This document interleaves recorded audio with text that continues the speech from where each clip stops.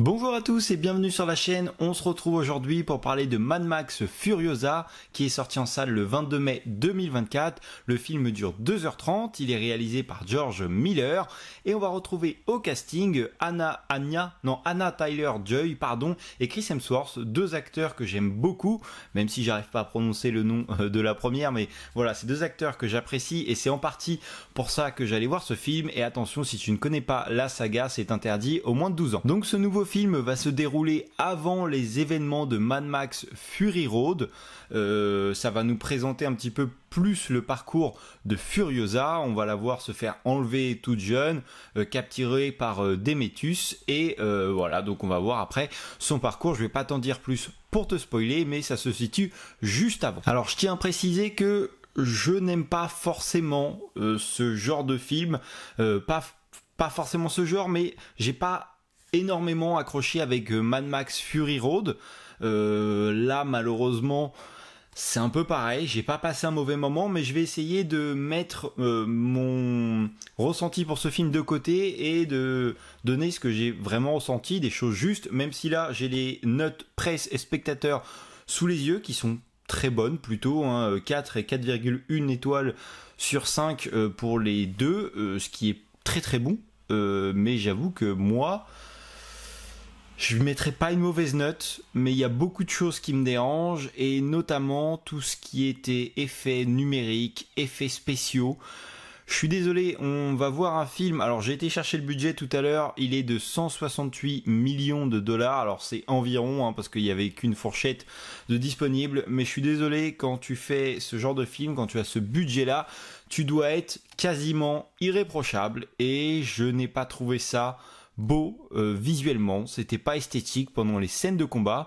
Alors tout ce qui est maquillage, etc., la tronche des mecs qui étaient ravagés, tout ça, je veux pas dire c'est cool parce qu'ils sont moches, mais c'est comme dans les autres films, c'est bien fait, c'est crédible. Mais les scènes d'action, honnêtement, j'ai été très très déçu. Autant dans Fury Road, alors après aussi la différence c'est que je l'avais découvert sur ma télé, donc on n'a pas le même rendu, mais ça m'avait pas plus choqué que ça. Là, honnêtement, c'était choquant. Alors pas sur toutes les scènes, il y a beaucoup de scènes où c'est du détail, mais j'ai noté il y a plusieurs moments où t'as des mecs qui prennent une balle et souvent c'est filmé de très loin. Donc je pense qu'on a estimé qu'on n'avait pas besoin de se casser la tête à faire quelque chose de mieux, mais le mec tombe d'une façon, c'est absolument pas crédible, et ça c'est pareil pendant plusieurs moments quoi. On a d'autres fois où tu vois que on travaille sur un fond vert, je suppose en tout cas, je vais pas dire que je suis sûr alors que ça se trouve c'est pas le cas, mais on voit qu'il y a du montage, on voit qu'il y a des effets spéciaux, on voit qu'il y a des trucs de rajouter, et je trouve ça dérangeant pour ce genre de film qui est rempli de ça, parce que si tu regardes, on n'a pas une réelle histoire. Par contre, un bon point, c'est que au début du film, on a eu une courte explication sur les événements avant l'apocalypse, en fait, puisque moi j'avais été voir le résumé du premier film, c'est un monde apocalyptique, et quand j'avais regardé Fury Road, moi j'ai été perdu, et c'est ça que j'avais encore moins apprécié, c'est que je ne comprenais pas comment on en était arrivé là, pourquoi il y avait tout ça, etc. Et du coup j'avais un petit peu cette appréhension d'aller voir ce film en étant perdu, parce que c'est le cas, et ça va, on t'a fait une légère, mais très légère explication au début de pourquoi on vit dans un monde comme ça, où tu les vois, par exemple au début il y avait des courses-poursuites, et tu vois à chaque fois qu'il y en a un qui se fait abattre, ils vont récupérer des pièces de la moto, des armes, des munitions, tout ce qu'ils peuvent, et ça montre bien que c'est la dèche, il n'y a plus rien, et qu'il faut tout économiser, pareil avec l'eau, l'essence, etc. Mais je trouve ça cool qu'on a apporté cette explication. Après, ça m'a pas fait plus apprécier que ça non plus le film. Alors par contre, un autre bon point qu'on peut noter, c'est la performance de Chris Hemsworth. Enfin même d'ailleurs Anna Taylor-Joy qui joue très bien. Mais je note plus celle de Chris Hemsworth parce que il est complètement taré dans le film et il le joue à la perfection avec son petit nounours qui garde sur le torse ou des fois dans le dos comme un sac à dos. Il joue bien.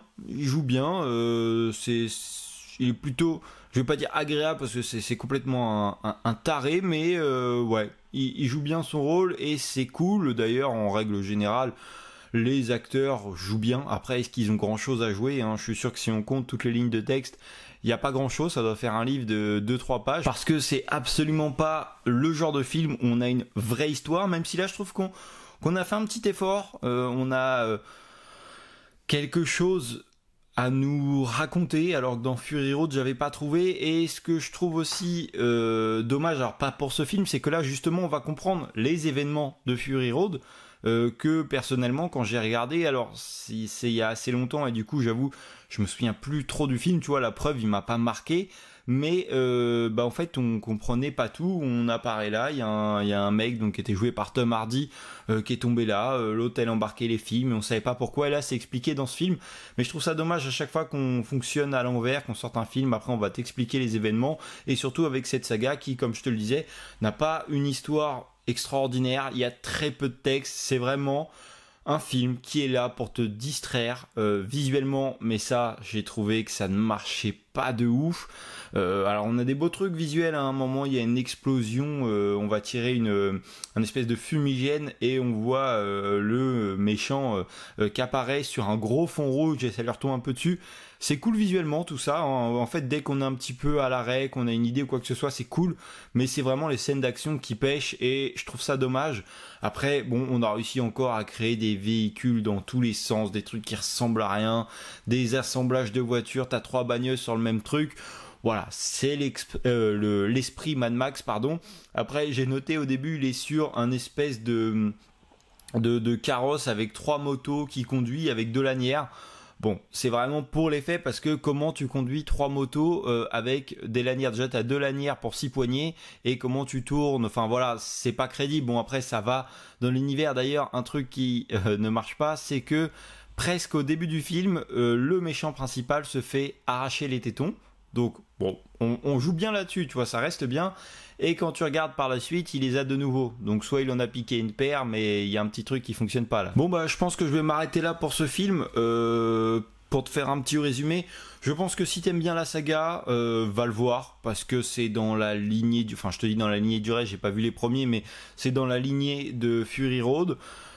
Si tu veux voir quelque chose qui...